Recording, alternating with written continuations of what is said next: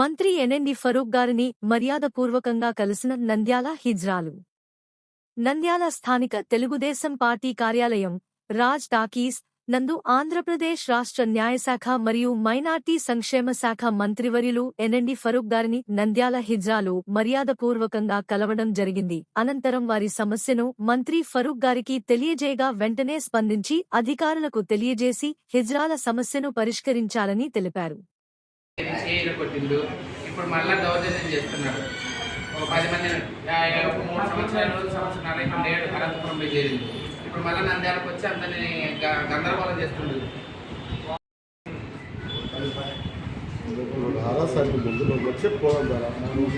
వాళ్ళు కార్లు సొంత కార్లు ఉన్నాయి సార్, ఆయన 3 కార్లు. ఆ కార్లలో 1 కార్లు వద్దలు తీసుకొస్తాడు, 2 కార్లు మొగళ్ళు తీసుకొస్తాడు.